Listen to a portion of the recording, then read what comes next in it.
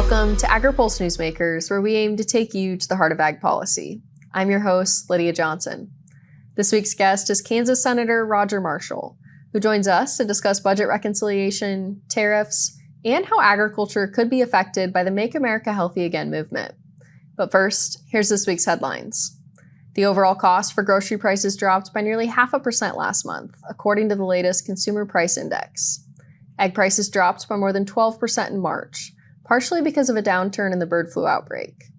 However, prices remain about 49% higher than this time last year.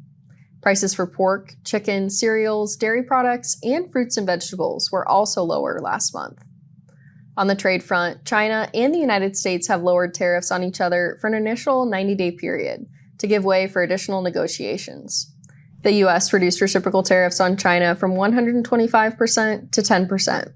China did the same with its retaliatory tariffs. China also agreed to remove non-tariff trade barriers and restrictions imposed on American products since April 2nd. President Trump also announced what he calls a historic trade deal between the U.S. and the United Kingdom. Part of that deal calls for the U.K. to remove tariffs on some American ethanol exports and grant some American beef products tariff-free access to the U.K. if it meets the nation's food standards. House Republicans have advanced major pieces of their massive budget bill, including expanded tax benefits for farmers and small businesses.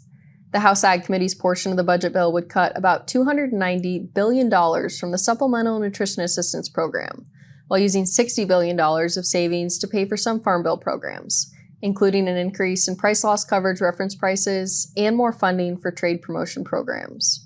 Republicans fought off Democratic attacks on a plan to make states pay for a portion of SNAP benefits for the first time in the program's history. Currently, the federal government pays for 100% of the program, while states split the administrative costs 50-50.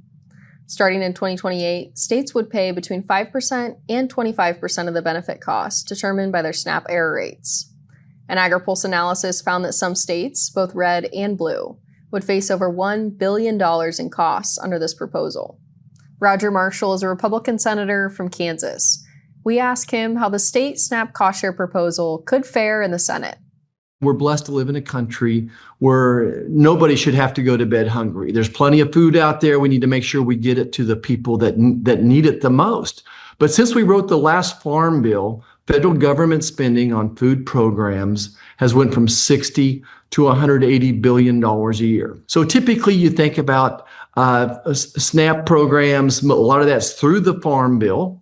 And part of the Farm Bill is also crop insurance, and it's also reference prices, the Title I funding. So we're trying to figure out, how do we get some money to increase funding for crop insurance? How do we get some money to help the farmers with the Title I funding, with the reference price issue as well? So again, the big picture, probably 85% of a farm bill is nutrition. The farmer gets 5% of the program. So I think we're trying to ask the states to be a little bit more efficient with the food that they're giving out, and making sure that nobody goes hungry. But at the same time, I'm trying to find some money to help our farmers out there who are growing the food. So do you think that state SNAP cost share proposal specifically will survive in the Senate, or that's something that, when your committee marks up, could be removed? Oh, I don't have an answer for that yet. And it's something that we've not had a deep dive. To me, I have to know the whole big picture here. I'm trying to look through the eyes of a farmer and a rancher when I look at these decisions, rather than just on the other end of the food chain as well. It makes more sense to me for the state to have more skin in the game. I think if they do, there's going to be more efficiencies, and they're going to be more careful. And the House bill also includes cuts to Medicaid that could hit rural health providers especially hard. Will the Senate, will you support those? Yeah, so certainly I would not describe these as cuts. I would describe them as savings, that we are doing everything we can to preserve and protect Medicaid for those who need it the most. So again, we go back to these eligibility requirements. How about a work requirement? 80% of Americans support a work requirement. And all we're asking for is, in a 4-week time span, is that if you're on food stamps, if you're on Medicaid, is that you volunteer, work, or go to school for 80 hours in that month. So 20 hours a week. And by the way, I think that's a great thing. I think giving people a hand up rather than handouts great. I think a job is the best safety net in the country. Democrats say that cutting nutrition assistance to fund farm programs is going to make it harder to pass the rest of the farm bill that later this Congress. Should farmers be concerned that this is breaking the urban-rural coalition that has traditionally been needed to pass a farm bill? Only in Washington, D.C. could you say slowing the spending is a cut. So no one is cutting the spending in Medicaid. No one is cutting the spending in the SNAP programs. We're slowing the rate of increase. Again, we've tripled the food programs. We went from $60 to $180 billion. Meanwhile, to help with crop insurance and reference prices haven't changed in, I think, 6 or 7 years. So I'm seeing this through the eyes of the farmers. We want to put farm back in the farm bill. It's farmers first. We'll be back with more from Senator Roger Marshall right after this. These are the farmers and ranchers who help build the America we depend on, and Farm Credit is here for them, supporting rural communities and agriculture with reliable, consistent credit and financial services. In good times and bad, we provide loans to farmers and ranchers, farmer-owned cooperatives, rural home buyers, agribusinesses, and rural infrastructure providers. We help agricultural producers feed the world. Learn more today. I think some of sustainability to farmers just comes second nature. If you asked a farmer, are you sustainable? They'd probably look at you maybe a little funny and say, I don't think I'm doing anything that special, but it really is just what they do. We're all farmers, and our goal is taking the best care of our land, our cattle, our natural resources. This is my sustainability story.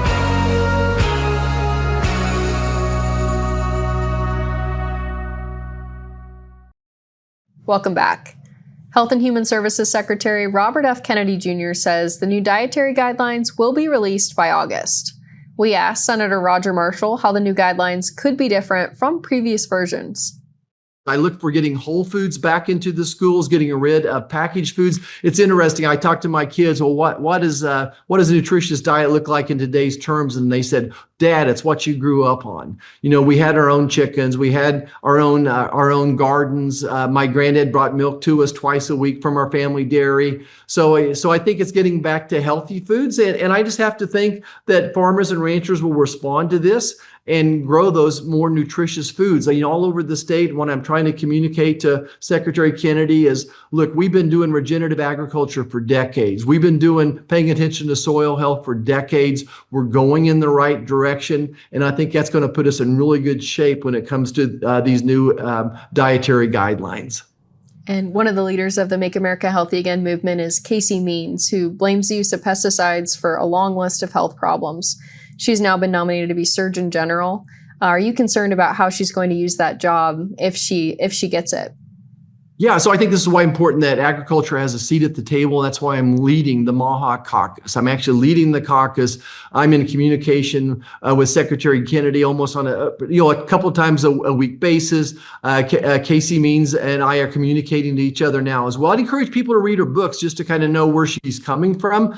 But the great news is I can push back. So many things that they talk about, they don't realize agriculture is doing, that we're growing so much more with less because of precision agriculture. They have no idea what we're doing out there when it comes to using less pesticides. So rather than so much the old-fashioned crop dusting or blanketing the field with Roundup, now we're using less and less. We don't use Roundup to kill crops, at least very, very seldom. They think we're still doing that. They don't understand that in most of my state, we're going to the feedlot, we're going to the dairy, we're getting that manure, bringing it back to the field where the cover crop is, and then we're putting cattle on that for the winter. And I mean, all these things are things they're acting like is new science, but these are things that we grew up doing. Kansas farmers and ranchers have been doing them for decades.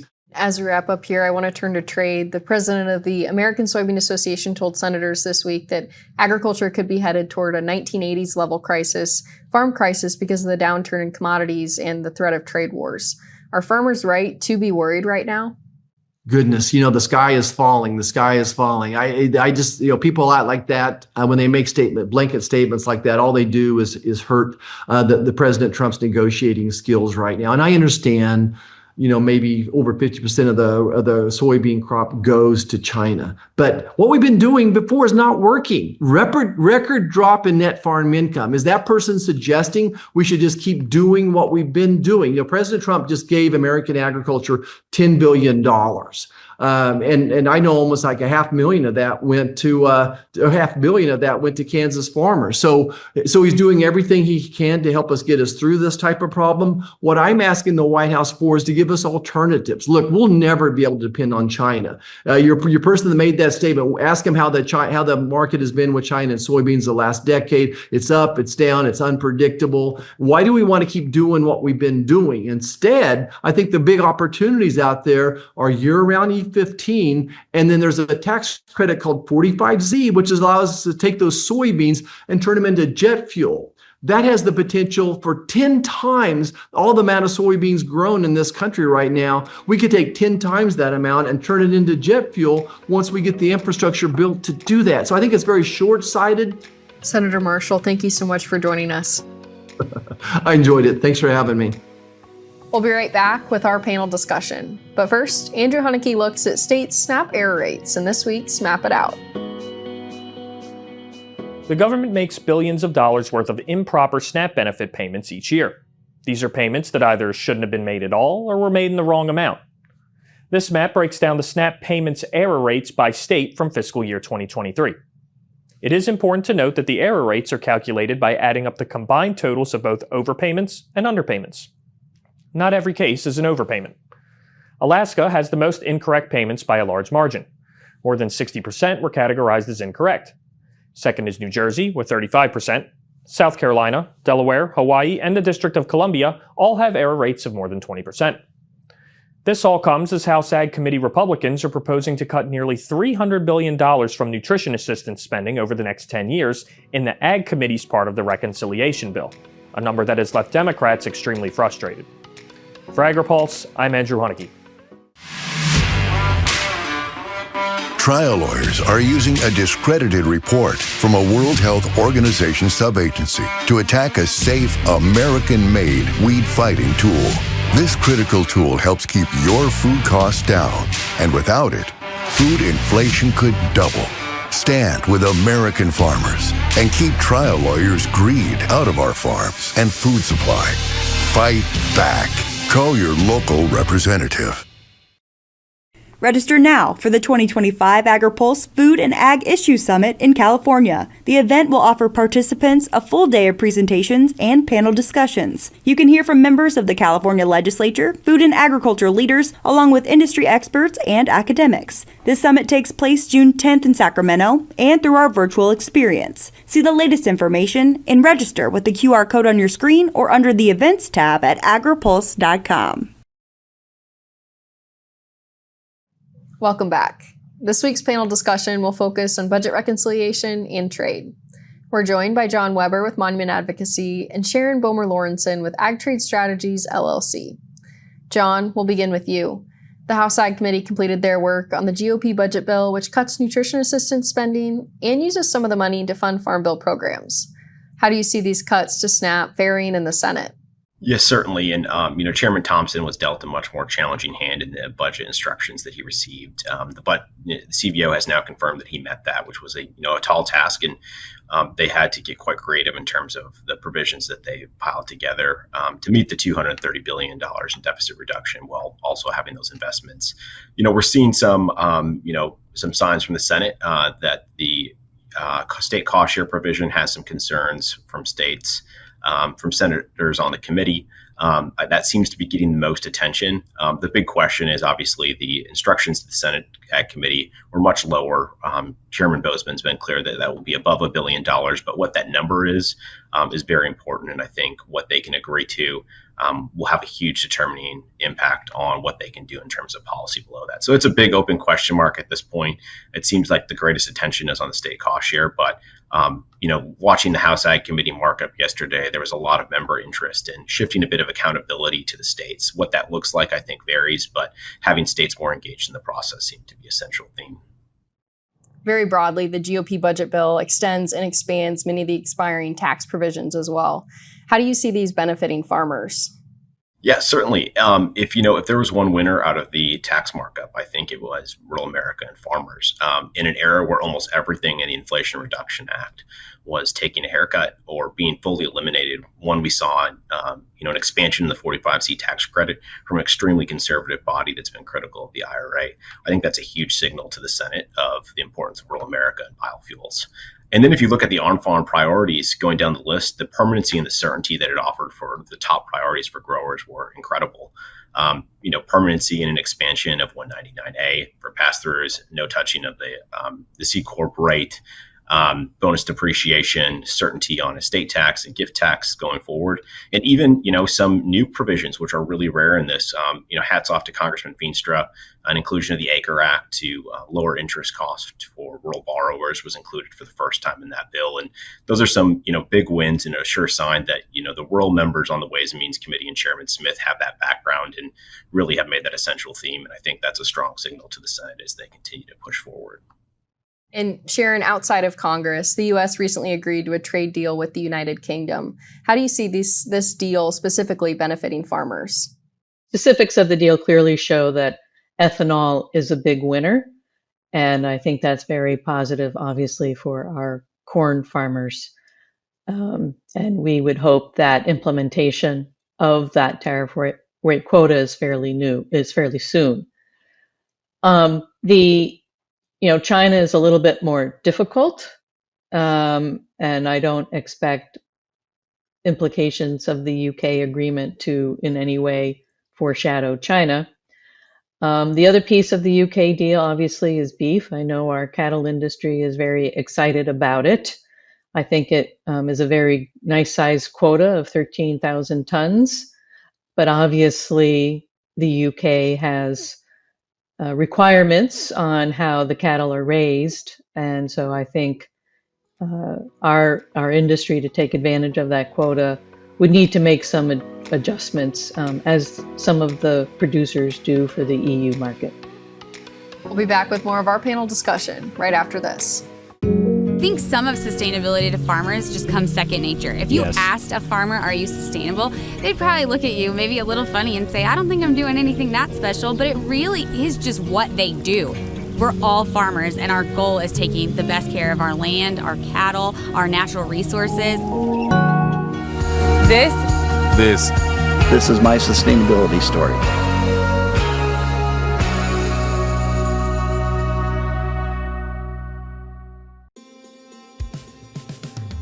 It's not as simple just to wake up one day and go, I want to be a conservation farmer. You're changing how your farming practice is done. You're changing your operation. Farm Credit supported John and Kelly Watley as they shifted to more sustainable farming, improving the environment where they farm and live. Learn more at farmcredit.com/climate. Welcome back. The U.S. and China recently agreed to lower tariffs, and the U.S. made a trade deal with the United Kingdom. We asked Sharon Bomer Lauritsen with AgTrade Strategies, LLC, how she sees the progress foreshadowing the administration's future trade negotiations. So certainly I think the UK is a good example of what we can expect going forward. And we know that the administration is busy negotiating these types of framework agreements with over 20 different countries that have come to the table and are very keen on trying to lower what the president calls reciprocal tariffs, which are well above our most favored nation tariffs going forward. So negotiations are very active. The U.S. agriculture community has probably inundated our trade negotiators with a whole list of not just tariff issues, but non-tariff barriers that clearly are a priority for the president and the U.S. trade representative to try and move forward and resolve. And John, turning back to you, many Democrats say that cutting SNAP to pay for farm programs in this budget bill will make it impossible to pass a farm bill later this year. Are you also concerned about this? I think that's certainly a concern for a lot of folks, and budget reconciliation is an unconventional way of moving a farm bill forward. Certainly, it's not unprecedented to touch farm bill programs. We saw that obviously in the IRA and the continuation of that and the conservation programs today. But it's a big question mark going forward. Some would view what was passed out of the House Ag Committee as largely a farm bill. Chairman Thompson was very aggressive in terms of the investments that he made across the board. Now there's a little bit of an expectation management point of what can survive the Byrd rule in the Senate. And I think, what's going to be telling is what can come through on a final package in terms of investments, what's left on the table. There's certainly been some options outlined in terms of a skinny suspension level bipartisan package that they could move forward. But anything that would bring the coalition back together has to get 60 votes in the Senate. And because this is an unprecedented approach, no one can say for certain where that's going to go. And Sharon, on Capitol Hill this week, American Soybean Association President Caleb Ragland told the Senate Finance Committee that U.S. trade policies are putting farmers on course for a 1980s level crisis. Do you think these policies are really putting farm country on the path to crisis? If you look at the trade statistics, and this is particularly true for soybeans, they are getting hit hard in their largest export market of China. Between 2023 and 2024, their exports were down $2.5 billion. And just in the 3 months, January to March of this year compared to last year, those exports are down another $2 billion. So that's a huge hit. Other ag sectors are also being hurt in China. And I would say that's the biggest issue right now is the trade relationship with China. But we've also had huge drop-offs in cotton and sorghum, pistachios, and some of the nuts. I think for the other countries, I find it hard to see where the president will back away from the new additional 10% tariff, except for maybe some of our free trade agreements. But I would see that as having less of an negative impact on American farmers than what's happening with China. We'll be back with more Agri-Pulse Newsmakers. But first, Andrew Huneke looks at how American beef import quotas will be impacted by the new trade deal between the U.S. and the U.K. in this week's Ag by the Numbers. President Trump has unveiled what his administration says is the first of a series of trade deals that will secure concessions in exchange for relief from American tariffs. Part of the new U.S.-UK deal calls for the U.K. to eliminate tariffs on some American ethanol exports and grant some American beef products tariff-free access to the U.K. if they meet U.K. food standards. In return, the U.S. will ease tariffs for a similar amount of beef from the U.K. The president hopes this decision will allow American exporters to finally get a foothold in the U.K. beef market. This chart shows American beef import quotas in metric tons so far this year. Australia's share sits at more than 378,000 metric tons. New Zealand's is more than 213,000 metric tons. Then there is a 65,000 metric ton quota that has been shared by a group of countries, including Brazil. Under the new deal, the U.S. will allocate 13,000 metric tons of that to UK beef.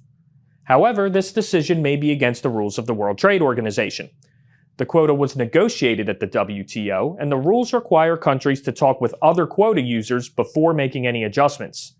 It could also be seen as discrimination against other countries, which would break another WTO rule. You can read more on the deal and the issues that could arise from it in one of trade editor Oliver Ward's most recent stories on our website, agripulse.com. For Agri-Pulse, I'm Andrew Huneke. Trial lawyers are using a discredited report from a World Health Organization subagency to attack a safe, American-made weed-fighting tool. This critical tool helps keep your food costs down, and without it, food inflation could double. Stand with American farmers and keep trial lawyers' greed out of our farms and food supply. Fight back. Call your local representative. Register now for the 2025 Agri-Pulse Food and Ag Issue Summit in California. The event will offer participants a full day of presentations and panel discussions. You can hear from members of the California Legislature, food and agriculture leaders, along with industry experts and academics. This summit takes place June 10th in Sacramento and through our virtual experience. See the latest information and register with the QR code on your screen or under the Events tab at agripulse.com. Thanks for joining us for another episode of Agri-Pulse Newsmakers. Here's what's on the horizon for next week. Both the House and Senate will be in session. Speaker Mike Johnson wants to pass the budget reconciliation bill through the full House next week before Congress departs from Memorial Day week-long recess. On Wednesday, the Senate Ag Committee will hold a hearing with USDA Undersecretary nominees. Plus, Agri-Pulse is hosting a webinar Monday discussing how thoroughbred racing fuels rural economies. Sign up for free on our website. And sign up is open for the Agri-Pulse Food and Ag Issue Summit in Sacramento, California. On June 10th, you can gain insights on water issues, the ag economy, and perspectives from the California Capitol, from industry leaders and lawmakers. To sign up, visit the Events tab on our website. For Agri-Pulse, I'm Lydia Johnson. Thanks for watching.